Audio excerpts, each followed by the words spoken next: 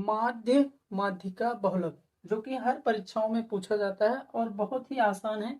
तो आज हम आपको बताने वाले हैं कि माध्य कैसे निकाला जाता है, माध्यिका कैसे निकाली जाती है और बहुलक कैसे निकाला जाता है। तो सबसे पहले देखेंगे कि माध्य क्या होता है। माध्य क्या होता है?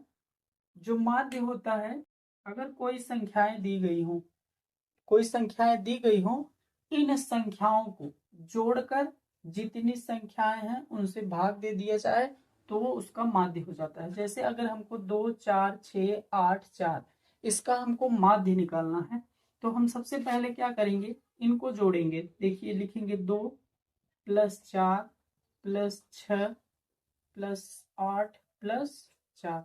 अब इनको जोड़ जोड़ लिया गया। बटे में क्या कर देंगे, कितनी संख्याएं हैं, 1, 2, 3, 4, 5, हम इसको क्या कर देंगे, उससे भाग दे देंगे। तो देखिए जोड़िए, 4, 2, 6 और 6, 6 कितना हो जाएगा, 12, 12, 8, 20, 20, 4, 24। तो हुआ 24 बटे कितना, 5।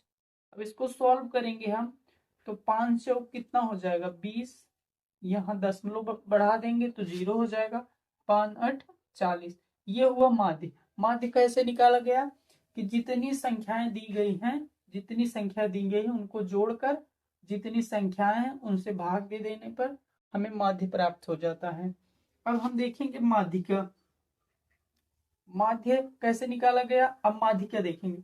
देखिए माध्यिका क्या होता है कि इसको सबसे पहले हमको आरोही क्रम में लिखना होता है। आरोही का मतलब होता है बढ़ते क्रम में।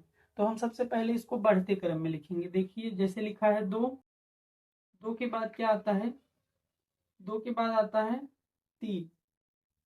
अब देखिए 3 के बाद 4, फिर यहाँ 5 है, फिर 6, फिर उसके बाद 8 है। तो ये बढ़ते क्रम में हो गया। तो इसको सरल करना सबसे आसान ये है कि आपको क्या करना है, छोटे से बड़े को काट देना है। ये देखिए छोटा है, ये बड़ा है, इसको काट दीजिए, ये इसको, ये इसको। अब देखिए बीच में दो संख्याएं बच गई हैं। अगर बीच में दो संख्याएं बच जाएं तो इनको जोड़कर इनका आधा कर दिया जाता है। जैसे देखिए 5 और 4, इसको जोड़िए, 5 और 4 बटे में कितना कर देना है, 2। 5, 4 कितना हो जाएगा, 9 बटे कितना होगा, 2। अब इसको भाग देंगे 2 से तो कितना हो जाएगा, 2 चौक 8, 2 पंचे 10। ये हो गया माध्यिका।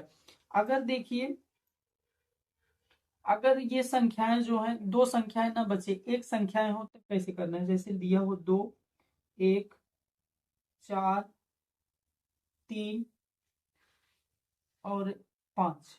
अगर इसका हमको माध्यिका निकालना है तो हम सबसे पहले आरोही क्रम में लिखेंगे। तो आरोही क्रम में लिखने के लिए सबसे पहले लिखेंगे 1, 1 के बाद लिखेंगे 2, फिर 3, फिर 4, उसके बाद कितना, 5। अब देखिए इसको काटिए, ये छोटे से बड़ा वाला ये कट गया और ये कट गया, बीच में कितना आया, 3।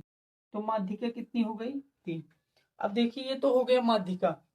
अब बहुलक क्या होता है, तो बहुलक वो होता है कि जैसे कोई संख्या दी गई हो। देखिए ये दिया है 2, 3, 4, 5, 4।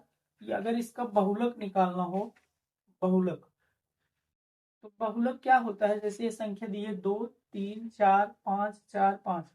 इसमें देखिए जो सबसे ज्यादा बार आया हो, कौन सी संख्या सबसे ज्यादा बार आई है इसमें, तो देखिए इसमें 4 भी 2 बार आया है, 5 भी 2 बार आया।